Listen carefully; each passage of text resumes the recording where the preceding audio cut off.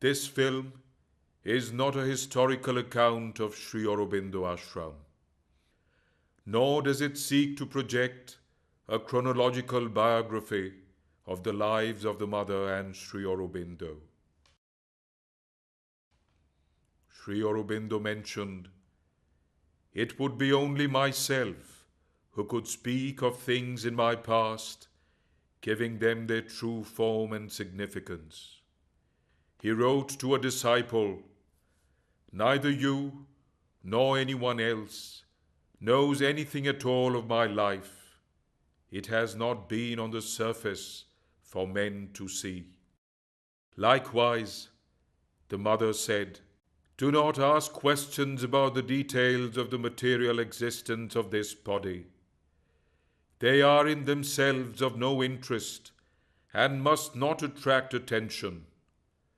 Throughout all this life, knowingly or unknowingly, I have been what the Lord wanted me to be. I have done what the Lord wanted me to do. That alone matters." In deference to the wishes of Sri Aurobindo and the mother, this film is but a humble offering at their lotus feet, based on their notes, recollections, and some relevant documents. While providing glimpses of their lives, the film is essentially a tribute to the spiritual mission they embodied and the divinity with which they blessed the world.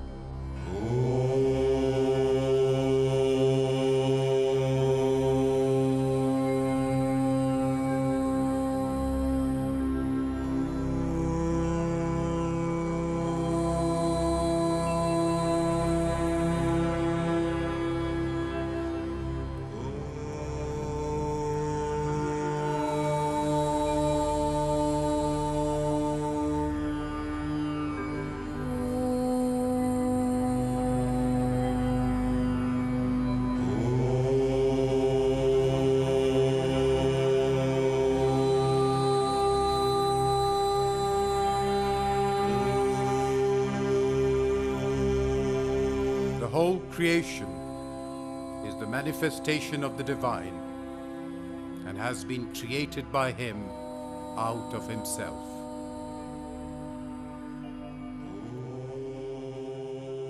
It is his own self that he manifests in all that exists in the creation. The ultimate aim of creation is to awaken all beings to the consciousness of the divine. Earth is a kind of symbolic crystallization of universal life, a reduction, a concentration, so that the work of evolution may be easier to do and follow. The unfolding process of the self is the millennial march of Earth's evolution through matter, plant life, animal life, and man. But man is a transitional being, not the final end of the evolution and the crown of terrestrial existence. Beyond man awaits the formation of the divine race, the Superman.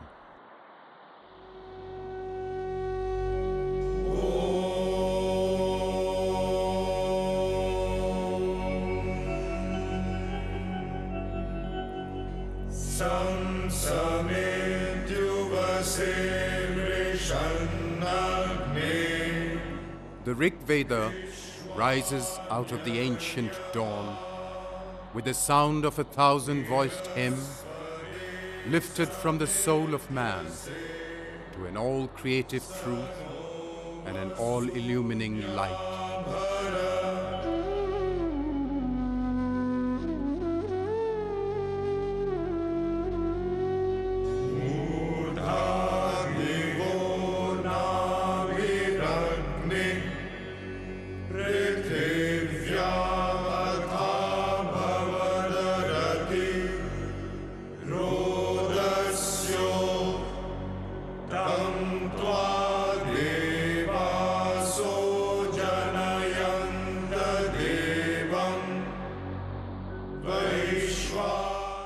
In this ascendant movement of evolution, the divine consciousness takes a human birth and hastens the coming of the next evolutionary stage.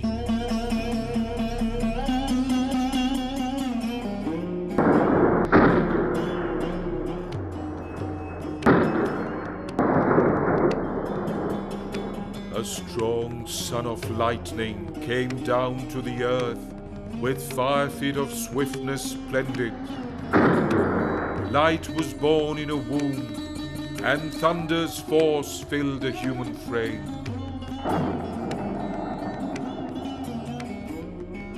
The calm speed of heaven, the sweet greatness, pure passion, winged power had descended.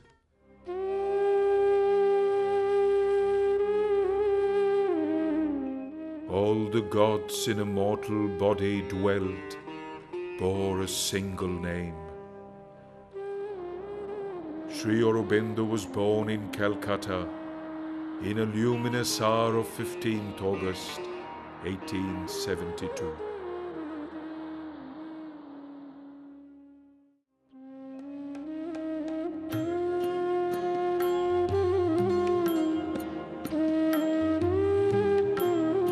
Six years later, a miracle of the Absolute was born.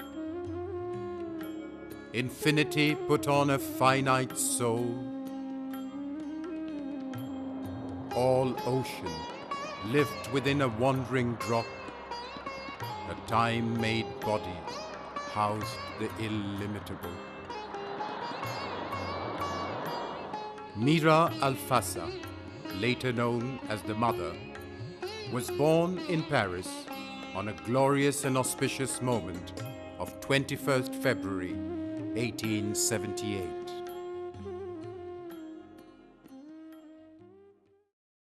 The Mother said, "Since the beginning of the earth, wherever and whenever there was the possibility of manifesting a ray of consciousness, I was there."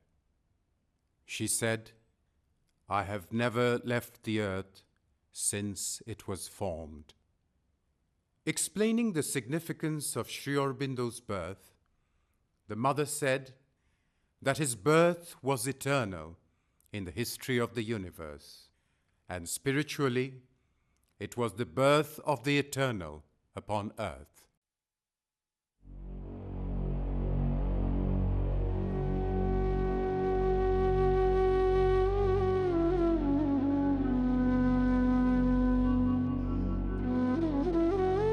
These two significant births, one in the east and the other in the west, were the two great and direct manifestations of the Supreme to change the very course of man's destiny upon earth, bridging the gulf between man's mind and God's.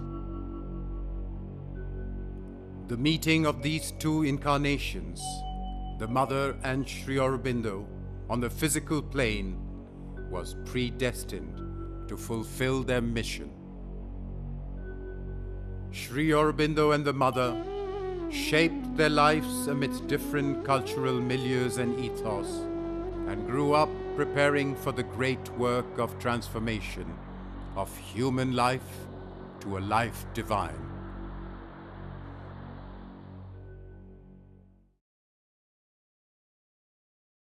Sri Aurobindo was the son of Dr. Krishnadhan Ghosh and Swarnalata Devi.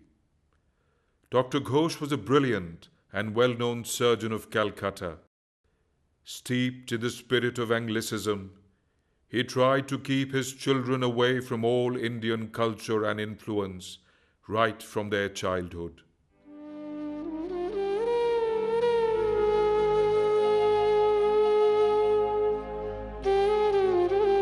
Loreto Convent School, Darjeeling. This school was intended for the wards of British administrators in India and run by Irish nuns. Dr. Ghosh sent Sri Aurobindo at the age of 4 with his 2 elder brothers for their education in this school located in the shadow of the great Himalayas. In 1879, Dr. Ghosh took Sri Aurobindo, who was then only 7 years old, and his 2 elder brothers to England for their education. The children were brought up there in an English family at Manchester.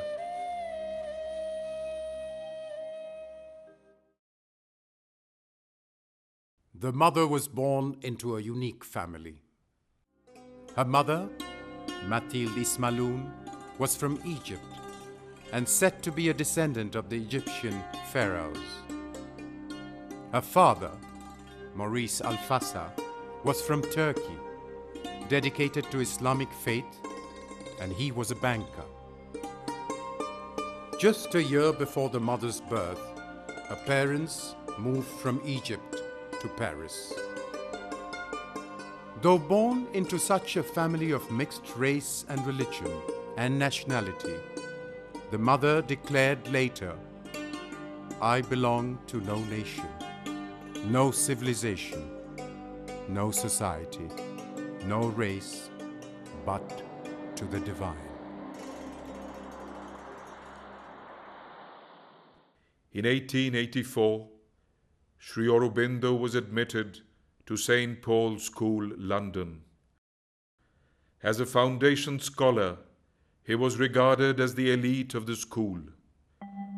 During the last 2 years at St. Paul's, Sri Aurobindo was forced to live almost on a starvation diet, as his father's remittances had stopped completely. However, these hardships did not in any way prevent Sri Aurobindo from passing the final examination with flying colours. In 1890, Sri Aurobindo went to King's College, Cambridge, with a senior classical scholarship. There he studied for 2 years and passed the Tripos in Cambridge in the first division. Sri Aurobindo's education in England gave him a wide introduction to the culture of ancient, medieval, and modern Europe. He had mastered Greek and Latin, English and French, and had also acquired some familiarity with continental languages like German and Italian. Sri Aurobindo passed the open competition for the Indian Civil Service in 1890. After 2 years of probation, he passed the final examination for the service in 1892 and obtained record marks in Greek and Latin. However, he felt no attraction towards the Indian Civil Service and was seeking some way to escape from that bondage. By certain maneuvers, he managed to get himself disqualified for the riding test without himself rejecting the service, which his father would not have allowed him to do.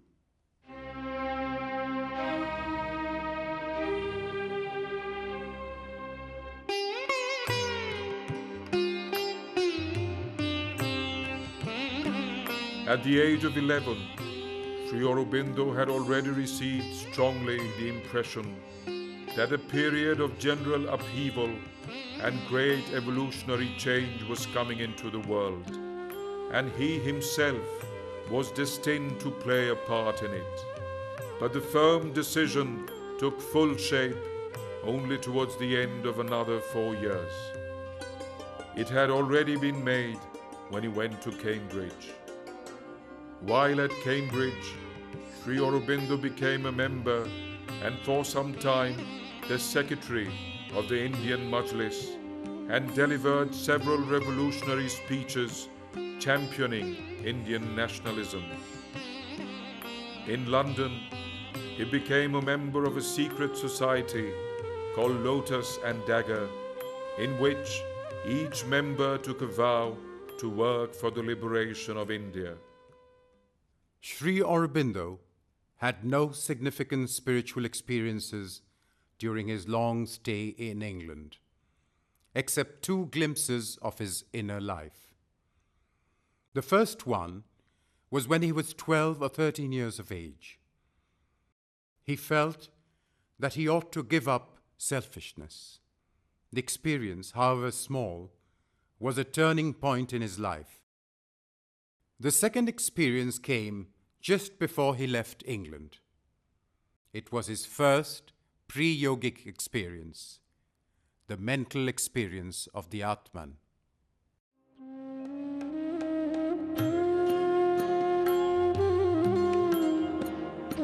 12th January 1893, Royal Albert Docks in London. Sri Aurobindo set sail homeward after staying in England for 14 years, the formative period of his life. While leaving England, Sri Aurobindo recounted a significant inner experience he had during his brief stay of 2 years in Darjeeling. I was lying down one day when I saw suddenly a great darkness rushing into me and enveloping me and the whole of the universe. After that, I had a great tamas, darkness always hanging on to me all along my stay in England. It left me only when I was coming back to India.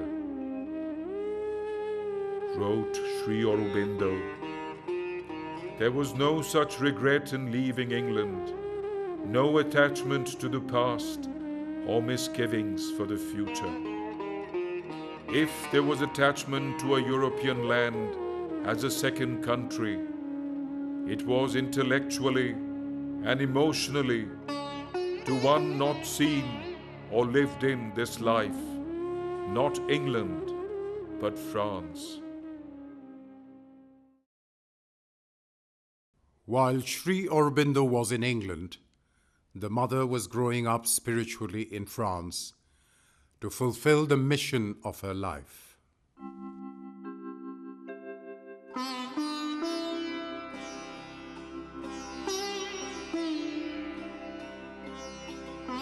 The mother said, "When I was 5, even 3 years old, I was conscious. The beginning was made in the womb. From the age of 5, I was conscious that I did not belong to this world, that I did not have a human consciousness." Sri Aurobindo wrote, "It is a manifestation that takes place, a manifestation of a growing divine consciousness, not human turning into divine. The mother was inwardly above the human, even in childhood." Around the age of 5, the mother used to feel a light and force above her head, penetrate her brain, and gradually shape her life. Her sadhana began at that age. The mother did not have any formal education until the age of 7.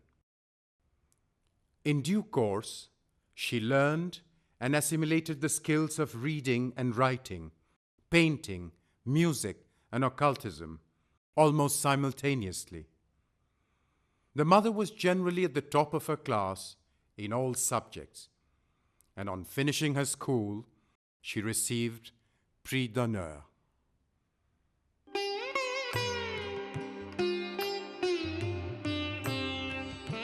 The mother's love for nature and its intrinsic beauty was unbound.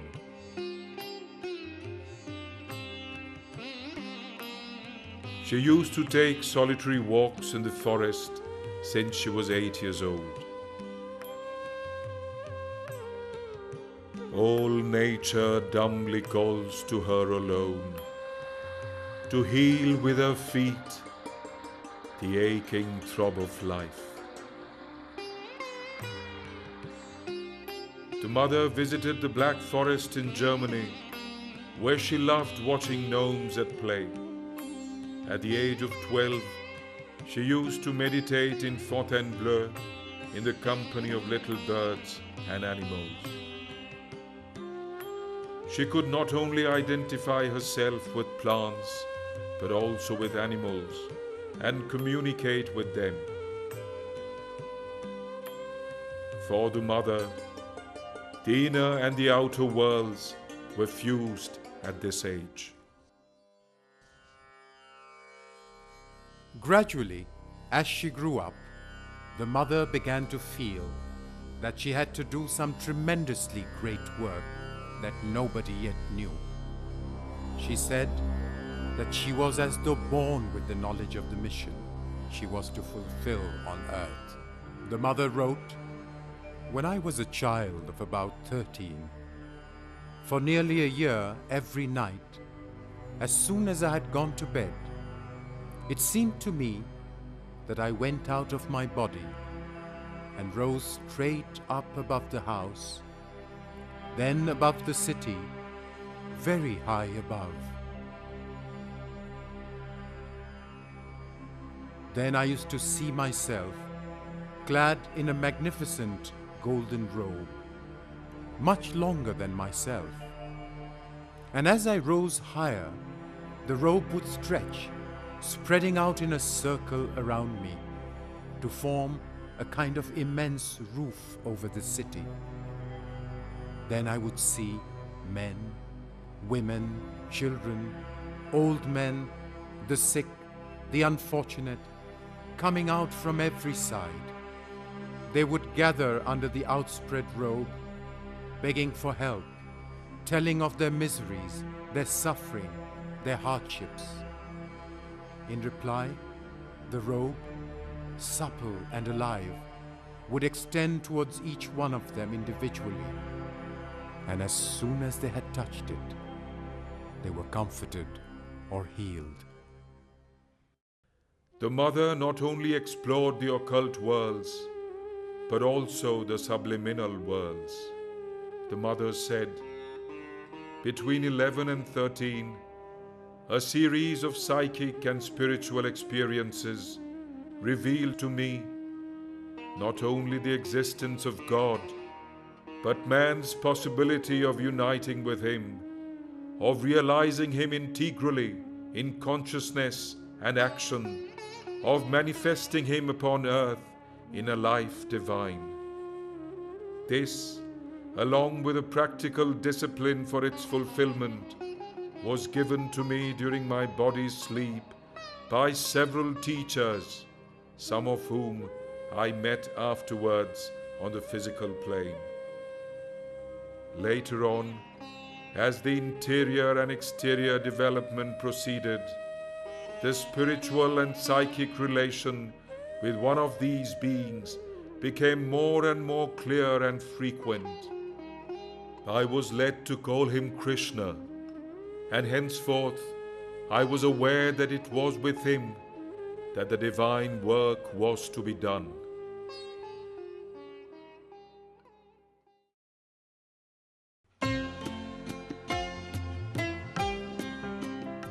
Sri Aurobindo reached India on 6th February 1893.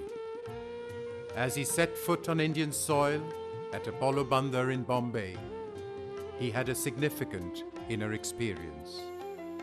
He was uplifted by an unsolicited spiritual grace. A vast calm descended upon him. This calm surrounded him and remained for long months afterwards. It was as if Mother India was embracing him in welcome and in anticipation that his return presaged a liberation from the shackles of bondage to foreign rule, so that the sun of India's destiny would rise and fill India with its light, and overflow India, and overflow Asia, and overflow the world. When Sri Aurobindo was disqualified for Indian civil service, the Gaikwar of Baroda, His Highness Sri Sajirao, was in London. Sri Aurobindo saw him and obtained an appointment in the Baroda service. After his return from England, Sri Aurobindo joined Baroda State Service on 18th February 1893. He spent 13 years from 1893 to 1906 in the Baroda service, first in the Revenue Department and in secretariat work for the Maharaja. Afterwards, he worked as professor of English and finally the vice principal in the Baroda College. In England, Sri Aurobindo received, according to his father's express instructions, an entirely Occidental education, without any contact with the culture of India and the East. At Baroda, he made up the deficiency, learned Sanskrit and several modern Indian languages, assimilated the spirit of Indian civilization and its forms, past and present.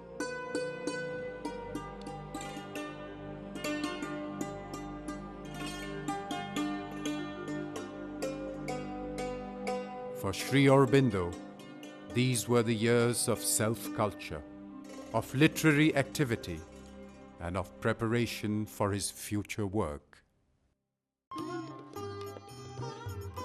Sri Aurobindo wrote, "While others look upon their country as an inert piece of matter, a few meadows and fields, forests and hills and rivers, I look upon my country as the mother." He began soon after coming to India to write on political matters, trying to awaken the nation to the ideas of the future.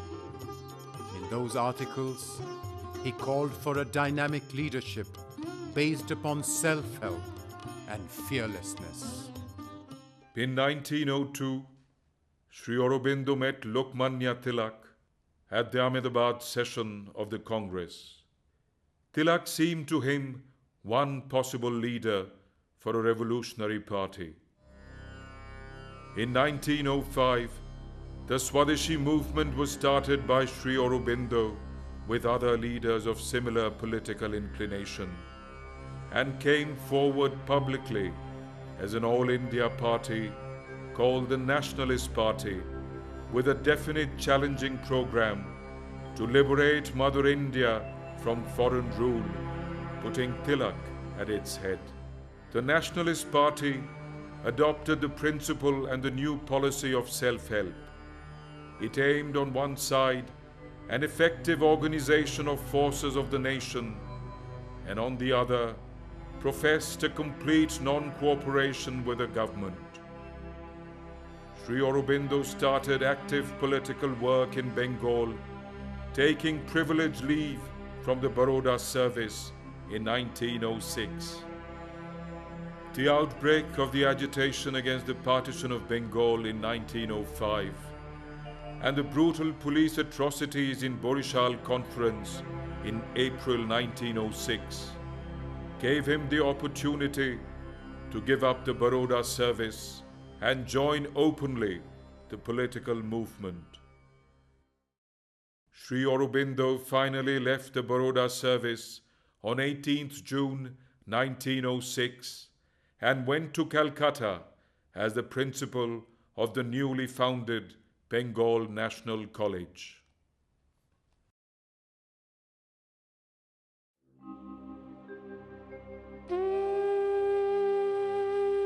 For the mother, her sole objective was the search for God and spiritual realization in all things.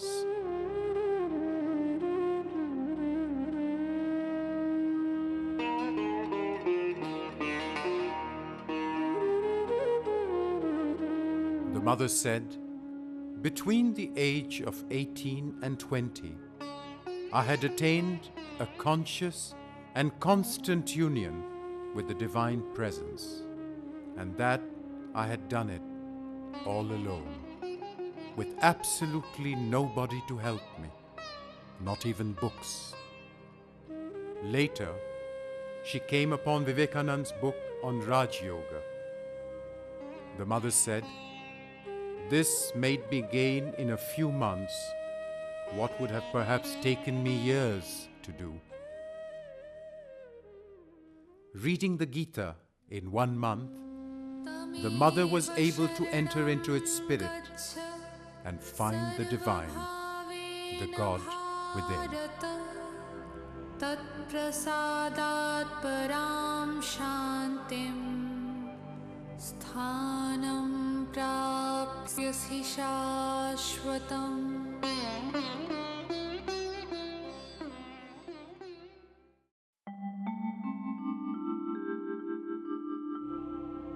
Meanwhile, in Baroda, Sri Aurobindo also had a few spiritual experiences and realizations. In 1893, he had vision of the Godhead surging up from within him when he was in danger of a carriage accident. In 1903, while walking on the ridge of the Takht-e-Suleiman in Kashmir, he had the realization of the vacant infinite. Sri Aurobindo experienced the living presence of Kali in the temple of Mahakali on the northern bank of Narmada near Karnali. He wrote, "A face that looks into yours, an inner sight in you has regarded the world mother." When Sri Aurobindo turned to the yoga and resolved to practice it, he prayed fervently, "If thou art, then thou knowest my heart. Thou knowest that I do not ask for mukti. I do not ask for anything which others ask for. I ask only for strength to uplift this nation. I ask only to be allowed to live and work for this people whom I love and to whom I pray that I may devote my life." For him, there was no conflict or wavering between yoga and politics. When he started yoga, he carried on both without any idea of opposition between them. On coming to Calcutta, Sri Aurobindo plunged into active politics with the avowed aim of liberating Mother India from British rule.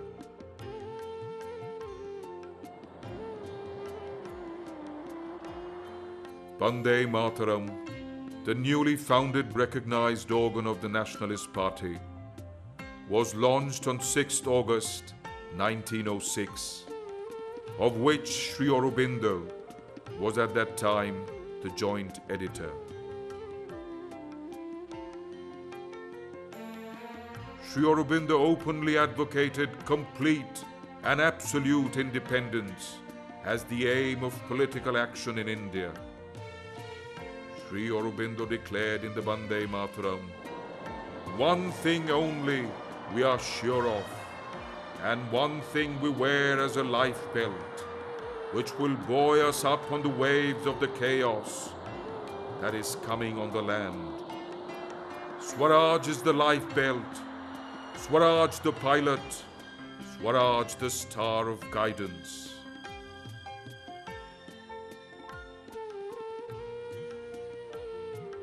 Wrote Sri Aurobindo, "India is the guru of the nations, the physician of the human soul in its profounder maladies. She is destined once more to new mold the life of the world and restore the peace of the human spirit. But Swaraj is the necessary condition of her work, and before she can do the work, she must fulfill the condition." All that Sri Aurobindo had said in the pages of the journal formed the gospel of the immense political upheaval that led India to the attainment of its ultimate independence. A new spirit pervaded the country. In the surge of enthusiasm and pride that was instilled by the cries of Vande Mataram ringing loud everywhere, the people of India joined each other to dare and act together and hope. In the thoughts and feelings of the countrymen, Sri Aurobindo was in the strictest sense of the term a true prophet, pathfinder and pioneer of India's freedom movement. Sri Aurobindo's zeal to awaken India with a clarion call of Bande Mataram attracted the ire of the British rulers. The government was seeking an opportunity to apprehend Sri Aurobindo and restrain him from continuing his nationalist activities. On 16th August 1907, a warrant was issued against Sri Aurobindo. In response, Sri Aurobindo went to the police station and offered himself for arrest, but he was soon acquitted for lack of evidence. Sri Aurobindo became the leader of the Nationalist Party in Bengal. In Baroda, students put Sri Aurobindo on a carriage and pulled it for some distance, with crowds holding flags and shouting national cries.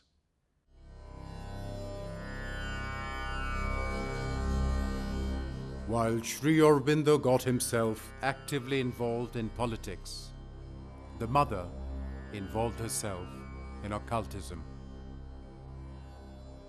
The mother visited Tlemcen in Algeria twice, once in July 1906 and then again in July 1907 to practice occultism. On each occasion, she stayed in Algeria for a brief period of 3 months with Max Théon and his wife, Alma Théon. Exceptionally proficient in occultism, Max Théon had received initiation in India. He knew a little Sanskrit and was thoroughly versed in the Rig Veda. His wife, Alma Théon, was an occultist of great powers. The mother learnt well how to go in and out of the supraphysical world at will from Alma Théon.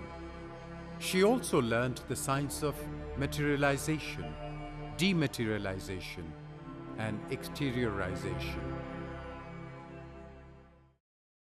In the midst of political turmoil, Sri Aurobindo's inner work seemed to have come to an impasse. Wrote Sri Aurobindo, I was groping for a way, doing no sadhana at all, making no effort, because I didn't know what effort to make, all having failed. I had a complete arrest and was at a loss. He expressed a wish to see a yogi.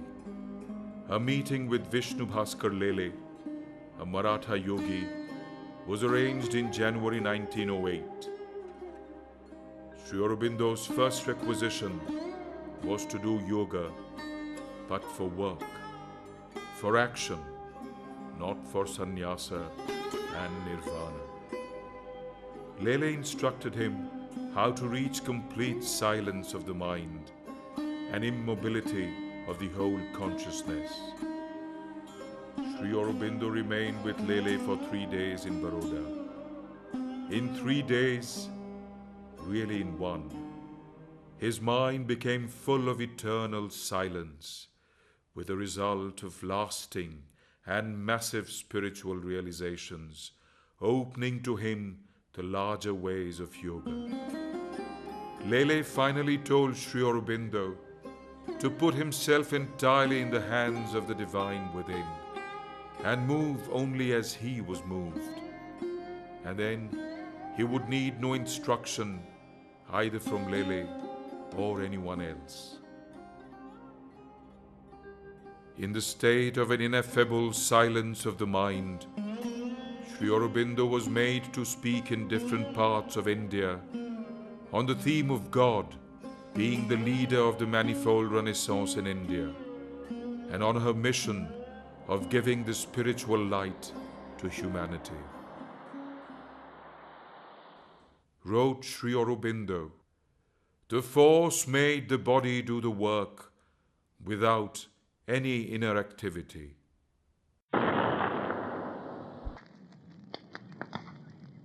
On 30th April 1908, a bomb exploded in Muzaffarpur, killing 2 European ladies.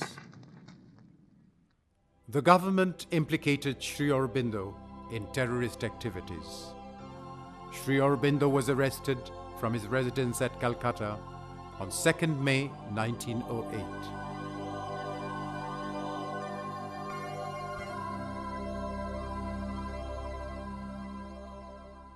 Along with Sri Aurobindo, other members of the group were arrested on a charge of conspiracy to wage war against the British government.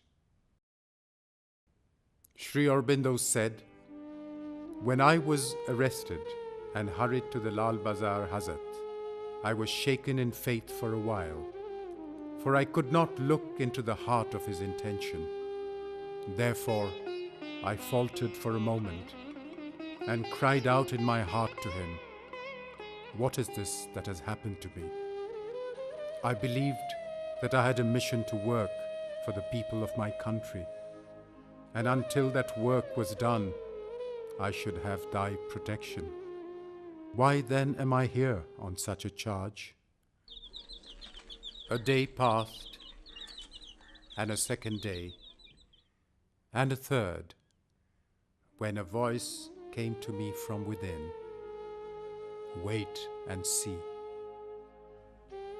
Then I grew calm and waited. On 5th May 1908, Sri Aurobindo was taken to Alipore jail and was kept there as an under trial prisoner, mostly in a solitary cell. Wrote Sri Aurobindo, "There I waited day and night for the voice of God within me, to know what He had to say to me, to learn what I had to do. In this seclusion, the earliest realization, the first lesson came to me. It seemed to me that He spoke to me again and said, 'The bonds you had not the strength to break, I have broken for you, because it is not my will, nor was it ever my intention that that should continue. I have had another thing for you to do, and it is for that I have brought you here, to teach you what you could not learn for yourself and to train you for my work.'" Then he placed the Gita in my hands. Karmanyevadhikaraste ma phaleshu kadachana. His strength entered into me, and I was able to do the sadhana of the Gita. In jail, Sri Aurobindo spent almost all his time in reading the Gita and the Upanishads, and in intensive meditation and practice of yoga. Sri Aurobindo realized the spirit of the Gita and practiced it for his sadhana.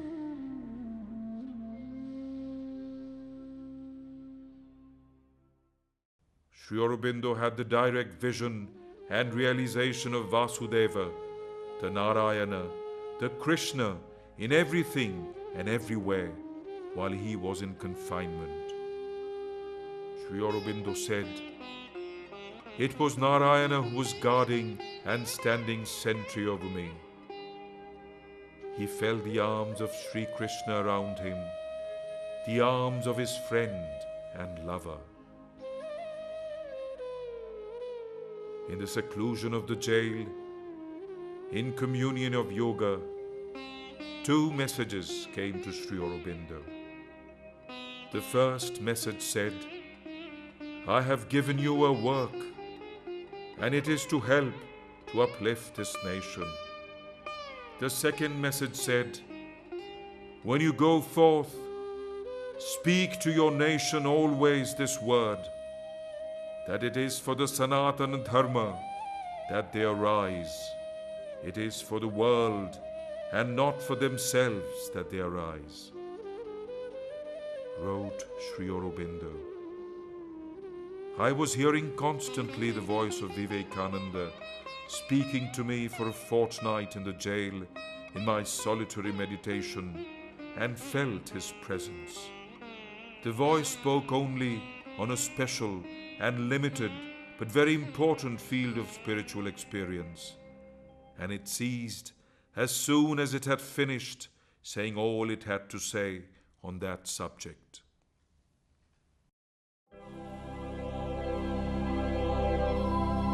When the trial opened in the session court, Chittaranjan Das, the renowned lawyer, appeared as the defense counsel. Sri Aurobindo said, "When I saw him, I was satisfied, but I still thought it necessary to write instructions. Then all that was put away from me, and I had the message from within. This is the man who will save you from the snares put around your feet. Put aside those papers. It is not you who will instruct him. I will instruct him." From that time, I did not of myself speak a word to my counsel about the case or give a single instruction. The prosecution, despite its best efforts, could not find enough evidence against Sri Aurobindo. The defense, ably piloted by Chittaranjan Das, masterfully demolished each and every charge brought against Sri Aurobindo. In this historic trial of fighters for India's emancipation, referring to Sri Aurobindo, Chittaranjan Das said to the judge, "He will be looked upon as the poet of patriotism, as the prophet of nationalism and lover of humanity.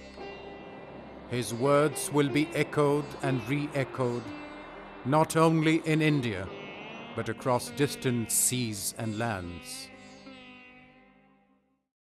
Therefore, I say that the man in his position is not only standing before the bar of this court, but before the bar of the High Court of history.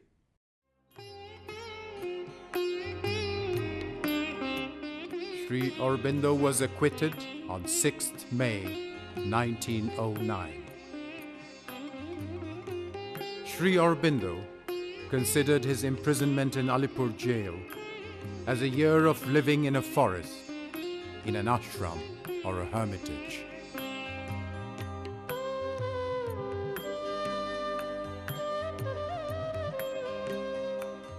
May 1st, 1908, recounted Sri Aurobindo, "I did not know that that day would mean the end of a chapter of my life. When I would re-enter the world of activity, it would not be the old familiar Aurobindo Ghosh. Rather, it would be a new man, with a new character, a new intellect, a new life, and a new mind embarking upon a new course of action that would come out of the ashram at Alipur." Sri Aurobindo declared in 1909, "The nation and humanity will be animated by a new consciousness. New thought and new efforts will be made to reach new ends. Amidst these revolutionary changes, India will become free." He said, "Spirituality is India's only politics, the fulfillment of Sanatana Dharma, its only Swaraj." Wrote Sri Aurobindo, "Each nation is a Shakti or power of the evolving spirit of humanity and lives by the principle it embodies. India is the Bharat Shakti, the living energy of a great spiritual conception, and fidelity to it is the very principle of our existence.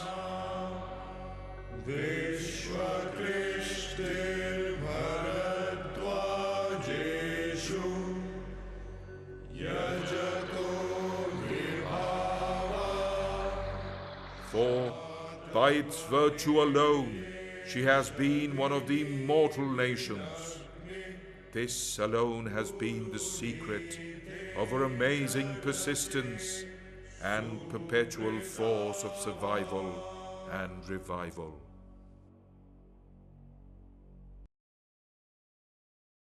Sri Aurobindo, one night at the Karma Yogin office, received information of the government's intention to arrest him. He received a sudden command from within to go to Chandanagar in French India. He obeyed the command at once and in 10 minutes was at the river Ghat and in a boat plying on the Ganges.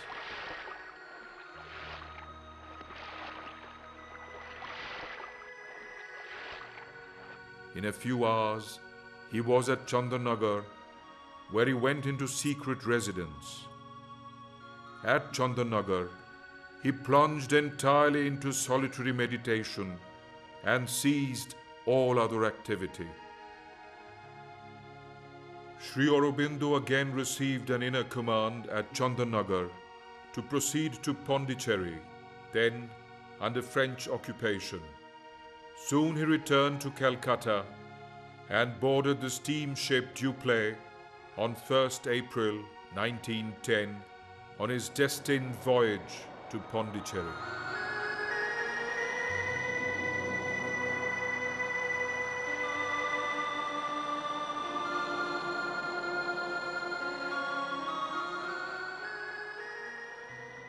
On 4th April 1910, Sri Aurobindo landed at Pondicherry and was taken to Shankar Chettiar's house. On the day of his arrival at Pondicherry, a third case of sedition was launched against Sri Aurobindo for his article, "To My Countrymen," published in the Karma Yogin on 25th December 1909. This case also failed on appeal in the Calcutta High Court. The British authorities persisted in their efforts to prosecute Sri Aurobindo at Pondicherry, but could not succeed. At Pondicherry, Sri Aurobindo and the young pioneers for his work around him shifted from one house to another several times on account of continued financial stringency and other prevailing circumstances. Wrote Sri Aurobindo, "I need some place of refuge in which I can complete my yoga unassailed and build up other souls around me. It seems to me that Pondicherry is the place appointed by those who are beyond."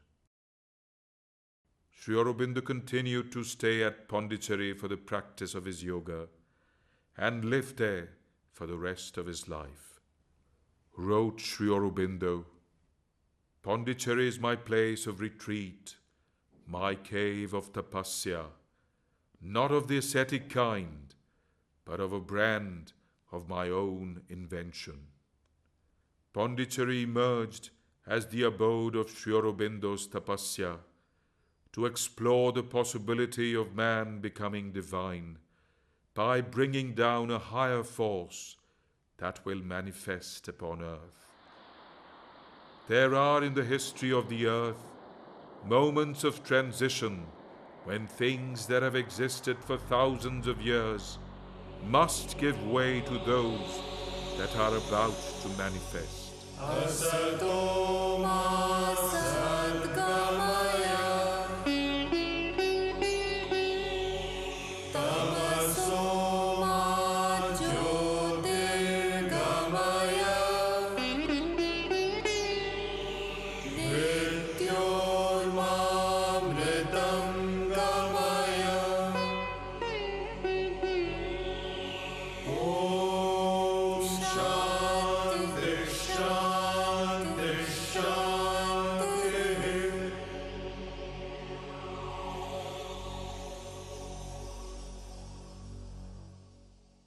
The period from 1908 to 1914 was for the mother a period of intensive mental development, leading to the realization of something luminous and true, beyond the synthesis of all mental knowledge.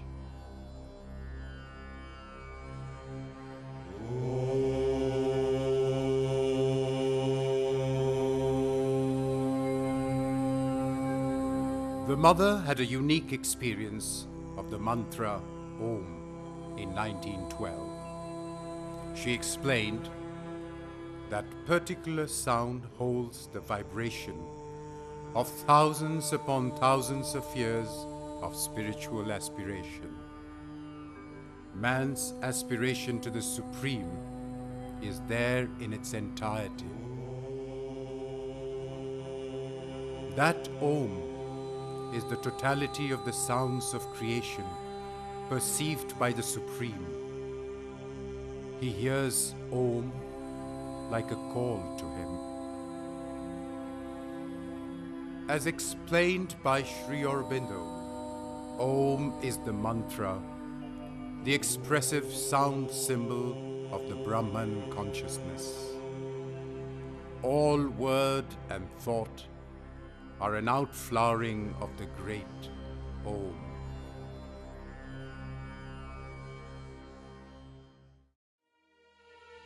During these years of the mother's intensive yogic discipline, she recorded in her diary the conversations she so often had with the Supreme Lord. In her first diary note, published in this book, the mother records on 2nd November 1912, "I aspire for the day when I can no longer say, I, for I shall be thou."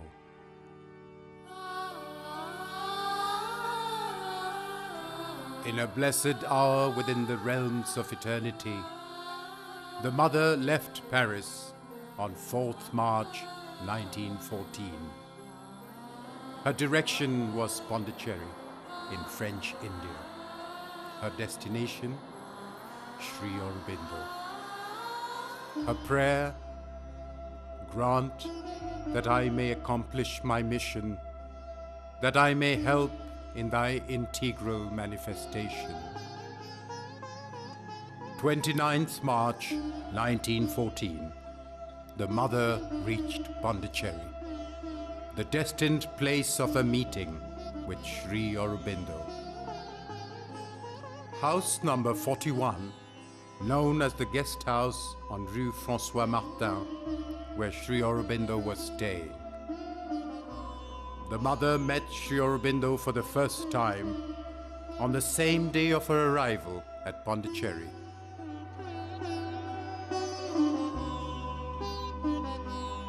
She climbed up the stairs to the veranda of the guest house where Sri Aurobindo was waiting for her. Here first she met on the uncertain earth the one for whom her heart had come so far.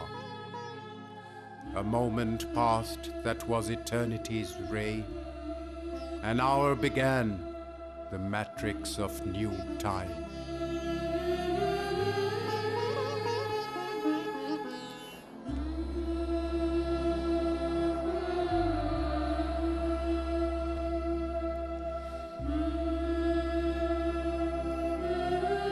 In this divine moment, the earth sings a hymn of gladness.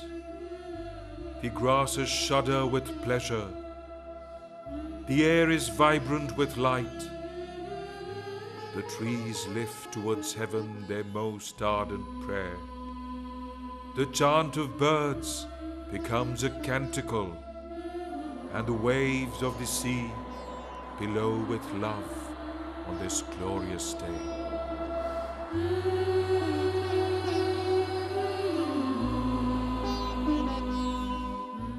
The mother described, "As soon as I saw Sri Aurobindo, I recognized in him the well-known being whom I used to call Krishna. and this is enough to explain why I am fully convinced that my place and my work are near him in India. Sri Aurobindo confirmed, in the mother's childhood visions, she saw myself whom she knew as Krishna.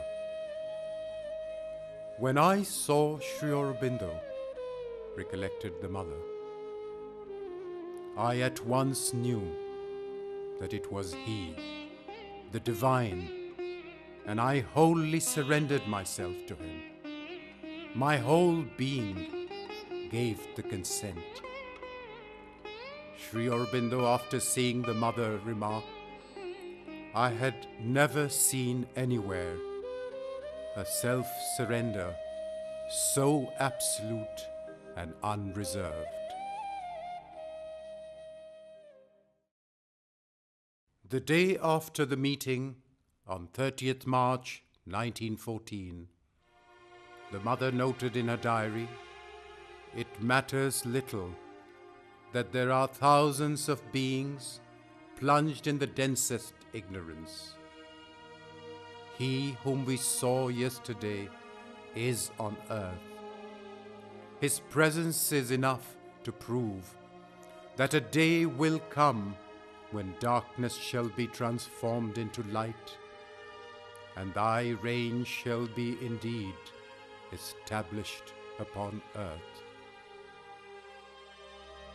On April 1st, 1914, the mother records in her diary, all the past in its external form seems ridiculously arbitrary to me, and yet I know it was useful in its own time. But now all is changed and a new stage has begun. The meeting of Sri Aurobindo and the mother on that fateful day of 29th March 1914 was the harbinger of the glorious new chapter in the unfolding process of the self and a momentous turning point in Earth's destiny. The incarnate dual powers shall open God's door, eternal supermind touch earthly time. On June 14, 1914, the mother records, in us must take place the union of the two wills and the two currents, so that from their contact may spring forth the illuminating spark. In a new act of the drama of the world, the united two began a greater age. The foundation for the joint work to be done for the humanity by the dual incarnations, the Mother and Sri Aurobindo, was laid after their meeting at Pondicherry in March 1914. The decision to publish Arya, a monthly philosophical review, was the first step of this divine collaboration. The mother was assigned to look after fully the French counterpart of Arya, called Revue de la Grande Synthèse Philosophique. While preparations were afoot to launch the Arya, the First World War broke out on August 4th, 1914. The Arya was launched on 15th August 1914, the birthday of Sri Aurobindo, amidst the devastating passage of Earth's travail. The Arya was like the divine sowing. The mother records in her diary on 31st August 1914, peace. Peace in all the world. War is an appearance, turmoil is an illusion. Peace is there immutable peace. Mother, sweet mother who I am, thou art at once the destroyer and the builder.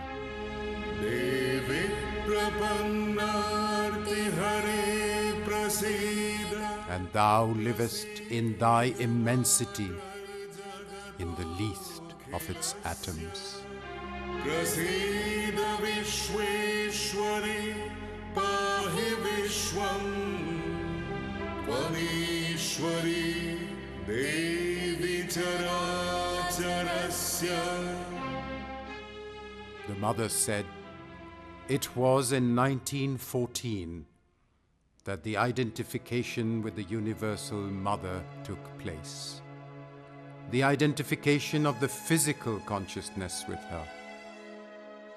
Of course, I knew before this that I was the mother, but the complete identification took place only in 1914.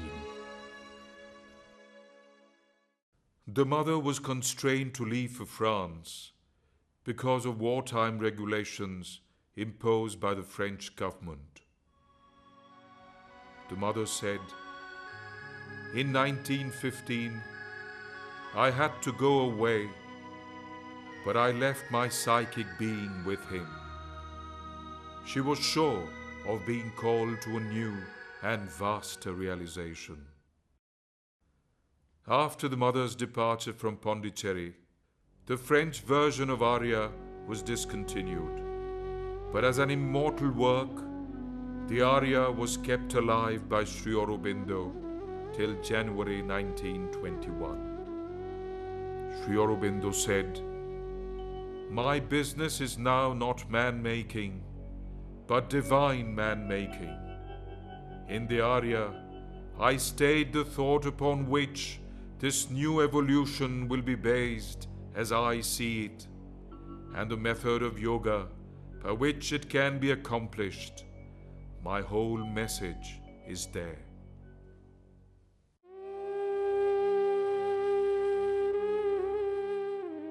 In early 1916, the mother set sail for Japan. It was for the mother an invitation to the country of the rising sun, a new horizon. The mother appreciated Japan's unfailing beauty of nature. She records in her diary note of 1st April 1917, "Thou hast shown to my mute and expectant soul all the splendor of fairy landscapes, trees at festival, and lonely paths that seem to scale the sky. Once more, everywhere I see cherry trees. Thou hast put a magical power in these flowers. They seem to speak of thy sole presence. They bring with them the smile of the divine." On 7th April 1917, her diary recordings speak, "A deep concentration seized on me, and I perceived that I was identifying myself with a single cherry blossom. Then through it, with all cherry blossoms. And as I descended deeper in the consciousness, following a stream of bluish force, I became suddenly the cherry tree itself, stretching towards the sky like so many arms, its innumerable branches laden with their sacrifice of flowers. Then I heard distinctly this sentence: Thus hast thou made thyself one with the soul of the cherry trees, and so thou canst take note that it is the divine who makes the offering of this flower prayer to heaven. When I had written it, all was effaced. But now the blood of the cherry tree flows in my veins, and with it flows an incomparable peace and force. The mother visited several places in Japan and traveled to many places of pilgrimage for Buddhists.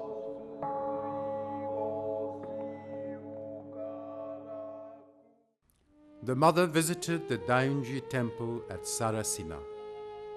She made pencil drawings and 2 oil paintings of the temple, as well as a scroll recording the visit. About her stay in Japan, the mother said that for 4 years she lived in Japan from wonder to wonder.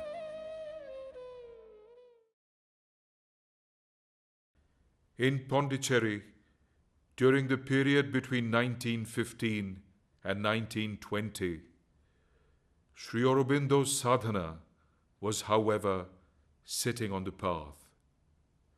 Sri Aurobindo wrote, "Heaven we have possessed, but not the earth. But the fullness of the yoga is to make, in the formula of the Veda, heaven and earth equal and one."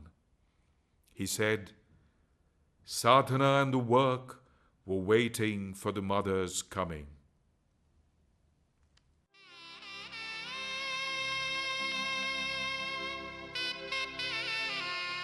March 1920. The mother set sail for Pondicherry, the chosen place of her sadhana and work in collaboration with Sri Aurobindo. After 6 years of Sri Aurobindo's silent tapasya at Pondicherry, the mother returned from Japan to share his kingdom and work by his side. On this momentous journey, earth felt the imperishable's passage close. The waking ear of nature heard her steps, and wideness turned to her its limitless eye, and scattered on sealed depths her luminous smile, kindled to fire the silence of the worlds.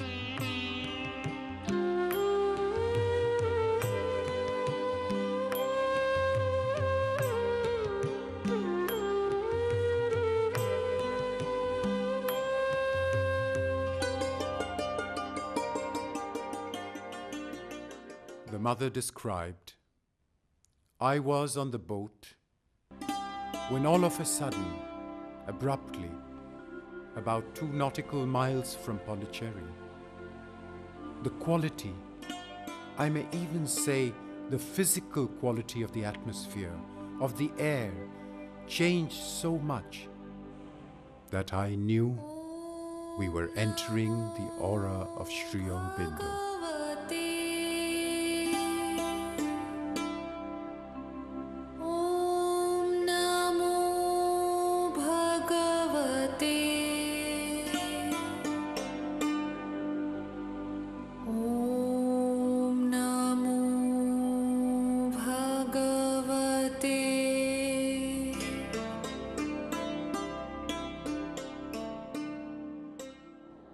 On 24th April 1920, the mother reached Pondicherry.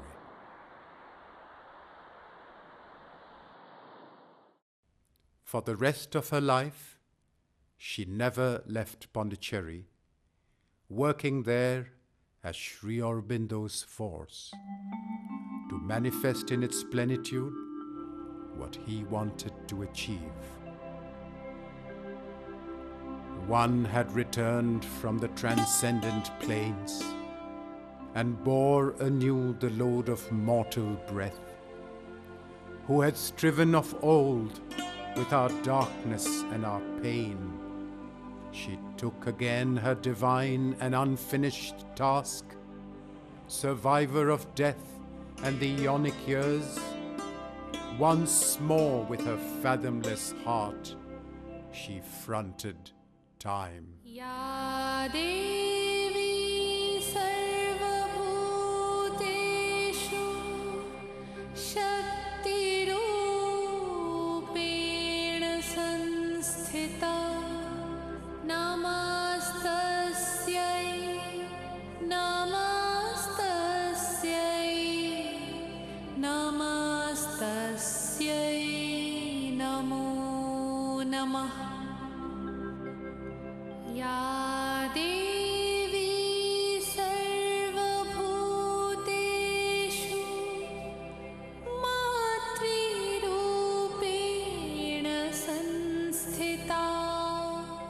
the Mother, love incarnate, the consciousness of the Supreme, the Divine Presence, has spread everywhere on the earth.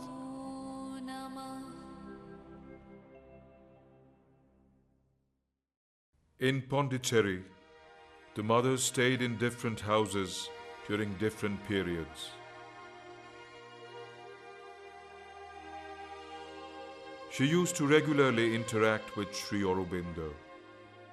The spiritual interaction between the mother and Sri Aurobindo was the kernel of their collaborative sadhana and work and their divine mission on earth.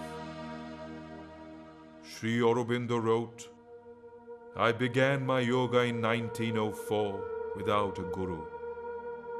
In 1908, I received important help from a Maratha yogi and discovered the foundation of my sadhana.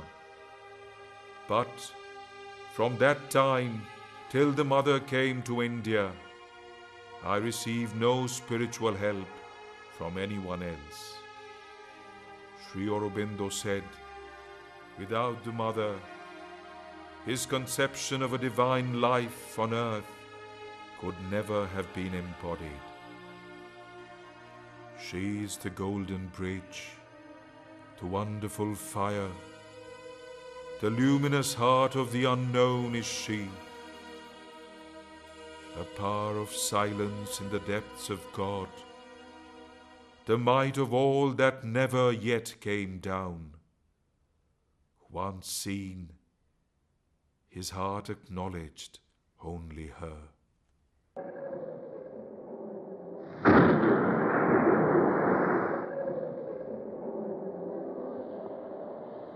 In November 1920, a great tempest hit Pondicherry.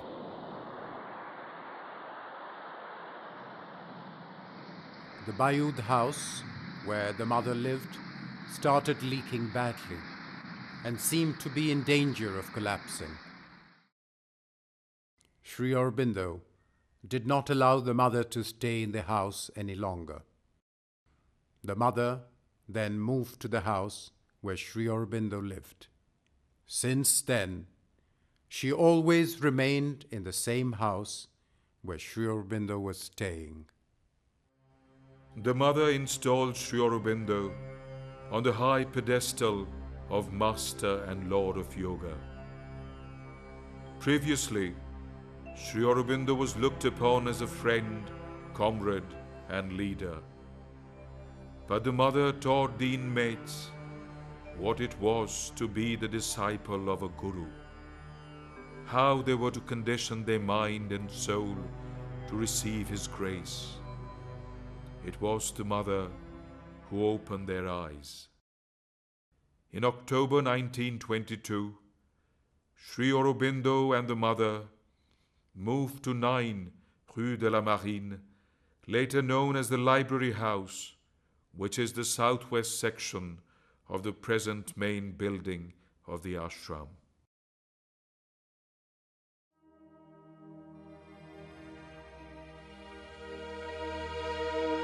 It was the hour of a luminous dusk on 24th November 1926. On that day, a significant spiritual event happened. The mother knew that a momentous descent of light had taken place. The disciples were called by her to gather in the veranda, the usual place of meditation, by 6 o'clock.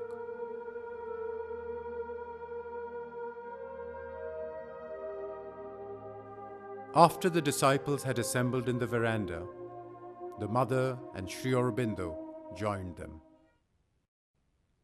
There was a deep silence. Silence absolute, living silence, not merely living, but overflowing with divinity.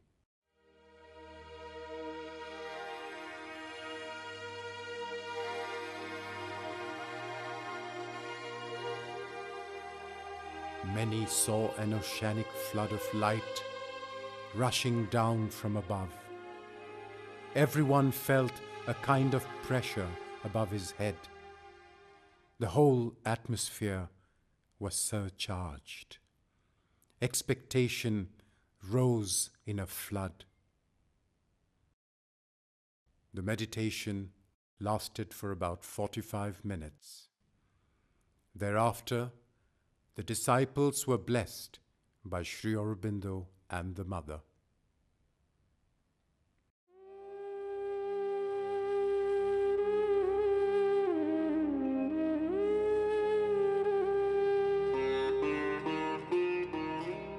Explaining the significance of this day's event, Sri Aurobindo said, 24th November 1926 was the descent of Krishna into the physical. Krishna is not the supramental light. The descent of Krishna would mean the descent of the overmind Godhead preparing, though not itself actually, the descent of supermind and Ananda. This day is observed in the ashram as the Siddhi Day.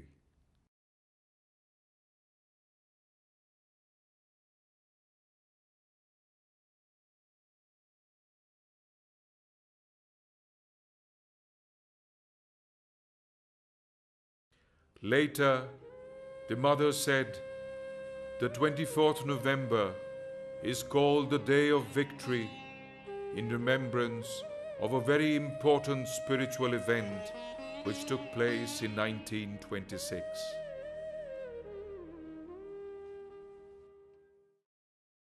On 24th November 1926, Sri Aurobindo Ashram was born, with a group formed naturally and spontaneously, having the same aspiration to march together towards the same goal. Describing the character of this ashram, Sri Aurobindo wrote, "This ashram has been created with another object than that ordinarily common to such institutions, not for the renunciation of the world, but as a center and a field of practice for the evolution of another kind and form of life, which would in the final end be moved by a higher spiritual consciousness and embody a greater life of the spirit." 24th November 1926 onwards, Sri Aurobindo put the mother in charge of all the outer work, as he wanted to withdraw into concentration in order to hasten the manifestation of the supramental consciousness. Indeed, Sri Aurobindo needed the relief to be able to concentrate on his work of bringing the higher light into the lowest levels of matter.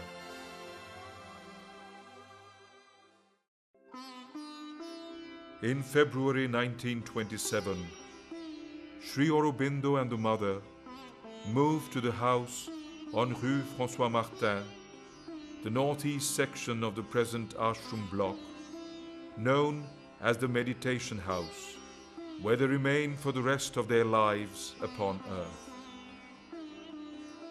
The first floor apartment consists of two main blocks used by the mother and Sri Aurobindo. One block has two rooms used by the mother. They are called Salon and Green Room. A golden curtain with 5 dragons in embroidery was at times hung behind her divan in the salon. The significance of the golden curtain with dragons, as the mother has said, are symbols of 5 spirits in the creation, representing 5 elements of life, namely earth, water, fire, air and space. The other block in the first floor apartment has mainly 3 rooms used by Sri Aurobindo.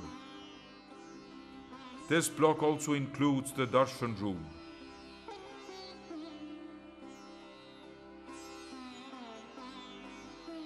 The meditation hall is below this block on the ground floor. To establish the truth of the Mother's embodiment, on 21st February 1927, the Mother's birthday, Sri Aurobindo gave the message. There are two powers that alone can effect in their conjunction the great and difficult thing which is the aim of our endeavor. A fixed and unfailing aspiration that calls from below, and a supreme grace from above that answers. Significantly and subsequently, the description of the Mother by Sri Aurobindo was published as a booklet titled The Mother in 1928, with the Mother's symbol on it. About the significance of a symbol, the Mother wrote, "The central circle represents the divine consciousness. The 4 petals represent the 4 powers of the Mother. The 12 petals represent the 12 powers of the Mother manifested for her work." The Mother's symbol could also be seen as the symbolic design of the white lotus of supreme consciousness, with the Mahashakti at the center in her 4 aspects and 12 attributes. On the significance of Sri Aurobindo's symbol, the Mother wrote, "The descending triangle represents Sat, Chit, Ananda. The ascending triangle represents the aspiring answer from matter under the form of life, light, and love. The junction of both, the central square, is the perfect manifestation having at its center the avatar of the Supreme, the lotus.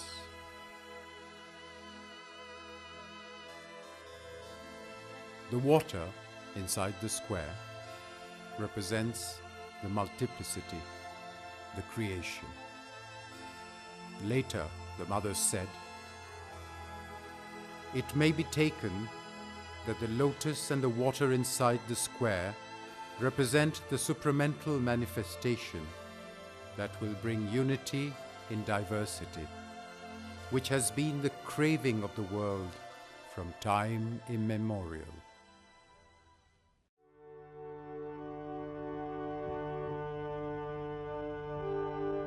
Describing her different aspects, Sri Aurobindo wrote, "4 great aspects of the Mother, 4 of her leading powers and personalities have stood in front in her guidance of this universe and in her dealings with the terrestrial plane. To the 4 we give the 4 great names: Maheshwari, Mahakali, Mahalakshmi, Mahasaraswati. Imperial Maheshwari is seated in the wideness above the thinking mind and will, and sublimates and greatens them into wisdom and largeness, or floods with a splendor beyond them. Mahakali is of another nature, not wideness but height, not wisdom but force and strength are her peculiar power.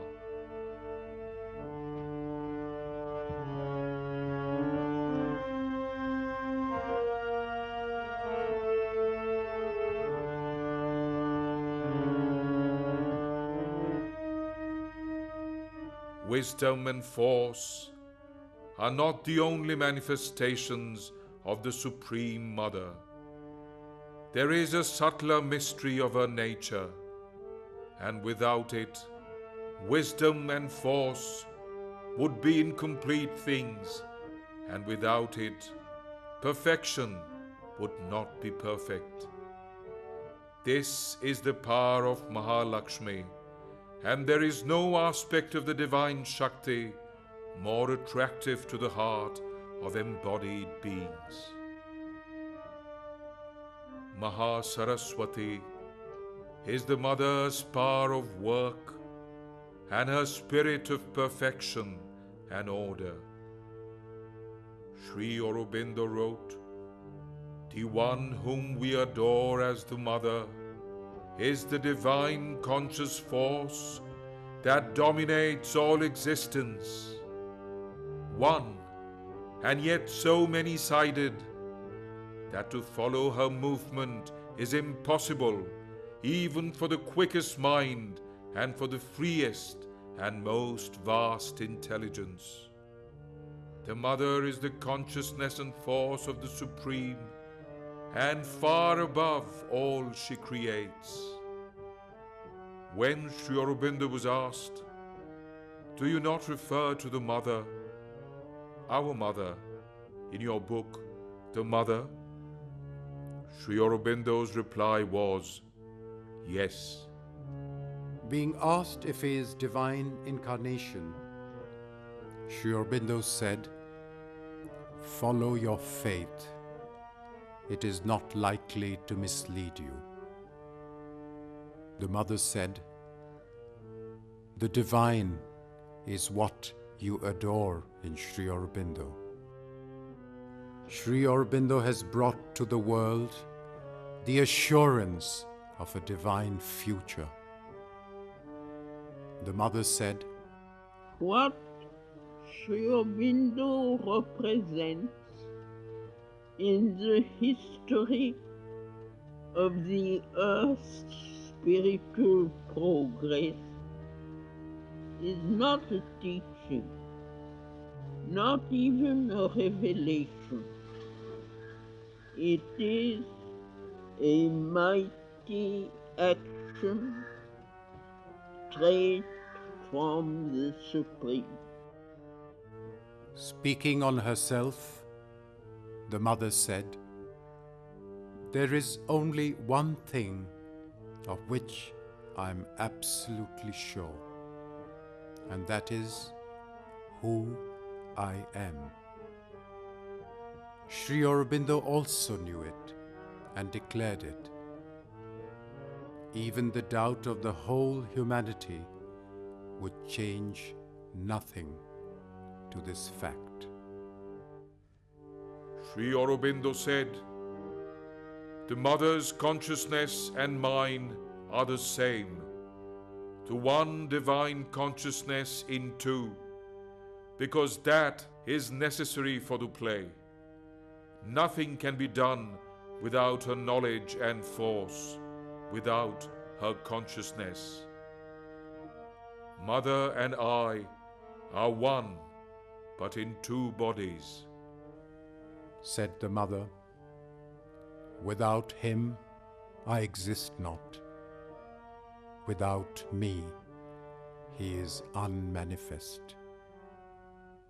This unique spiritual bonding between the two incarnations upon earth was the foundation for the work of the supramental manifestation. The creation of the ashram for a divine life upon earth was not only a step towards fulfilling Sri Aurobindo's mission, but it was also a fulfillment of the mother's own dream. The mother worked out with extraordinary precision a small world in the ashram for the fulfillment of her dream.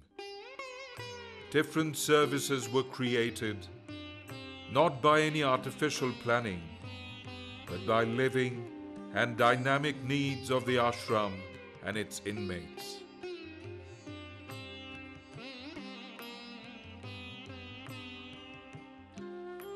As the number of inmates increased, the new dining room was opened in 1934. For each inmate, the mother chose a specific work, molding each one's life towards a God-oriented existence. To each, she gave the work that would be best for his sadhana, and at the same time ensure his or her inner progress.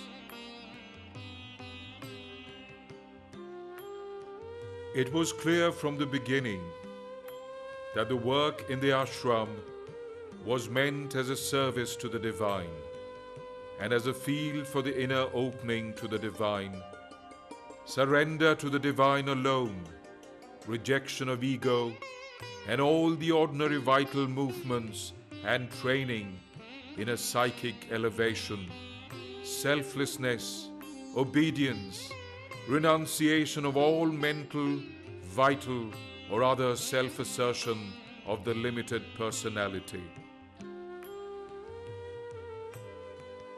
Sri Aurobindo wrote, "I have made for all the disciples, without exception, that they should receive the light and force from her, and not directly from me, and be guided by the Mother in their spiritual progress."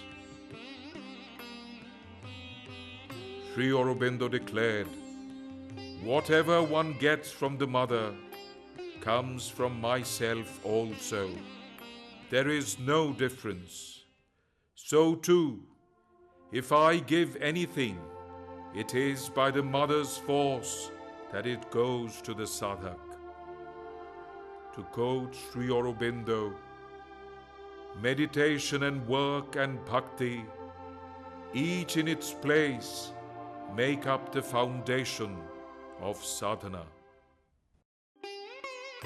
The spirit of work as worship prevailed in all works, and the Mother encouraged all types of self-expression. To those who occupied themselves with music, the Mother said, "Through your music, bhakti and aspiration can grow and prepare the nature for realization." The Mother herself used to play the organ. She had had a deep interest in music ever since her childhood and started playing the piano at the age of 10. About her own music, she said, "Her music aims at awakening certain profound feelings. To hear it, one should make oneself as silent and passive as possible."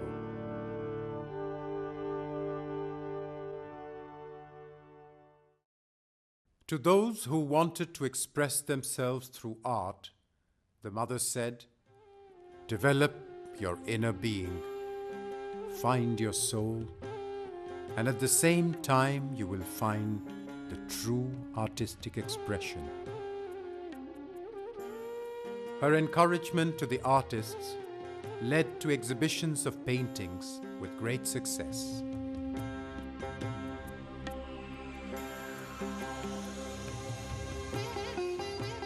The Mother started painting at the age of 8 and began doing oil paintings from the age of 10.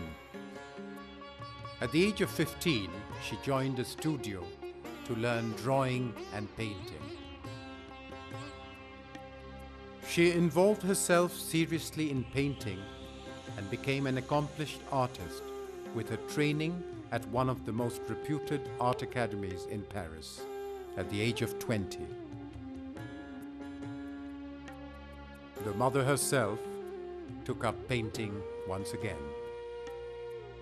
She drew a self-portrait and one of Sri Aurobindo. She also did sketches of many ashram inmates, catching them in different moods and poses.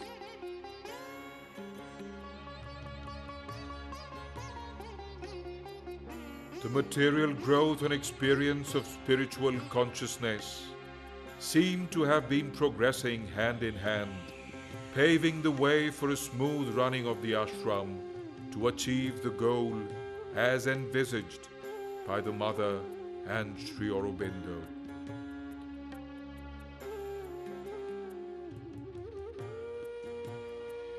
the ashram had become the cradle of a new world, of the creation of tomorrow.